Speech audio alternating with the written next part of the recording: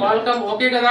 Next ఎవరు కావాలి అంటే ర్యామ్ వచ్చేస్తే ఈ फोन आने को समझे क्या है?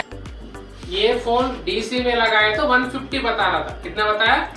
150 बता. ఎంత చూపించింది? 150 చూపించింది. మనం ట్రబుల్ షూటింగ్ ఇలాగే ఉంటది. అంటే ఒక కంప్లైంట్ ఉంది, ఏ కంప్లైంట్ అనేది మనకి క్లారిఫికేషన్. ఆ తర్వాత దాని మీద అటాక్ చేయి. సెకండ్ టైం నువ్వు చేయగలవు. నువ్వు తెలియకుండా అన్నిటి మీద సీల్డ్ అన్ని తీసేసి కీలు కొట్టేయడం వల్ల ఆ కంప్లైంట్ రెక్టిఫై అవ్వకుండా పోయి సెకండ్ కంప్లైంట్ వచ్చేస్తుంది. ఆ phone complaint RAM or EMMC complaint అంతేనా. ర్యామ్ అంటే 146 లో ఫోన్ ఆన్ అవుతుంది. మనకి ఇట్లా కాపర్ సీల్డ్ ఉంది. కాపర్ అయితే కాపర్ లో కవర్ వేసుకుని రైతు హీట్ కొడితే అది వచ్చేస్తుంది.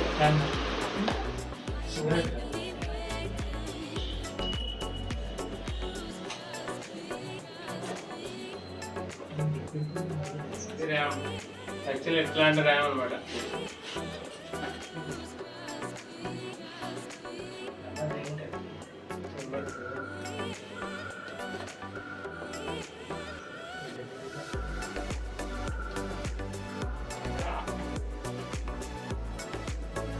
ర్యామ్ కెపాసిటర్ చెక్ చేద్దాం. ర్యామ్ కెపాసిటర్ ఎలా ఉంది?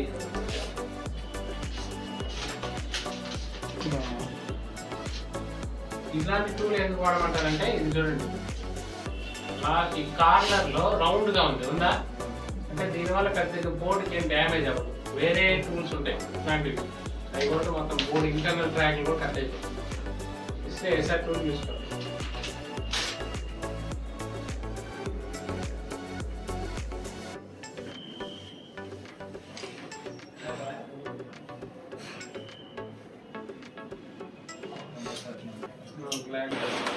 ఈ 2 అవర్స్ లో కస్టమర్ డేటా ఏమన్నా కూడా రికవర్ చేసుకోవచ్చు.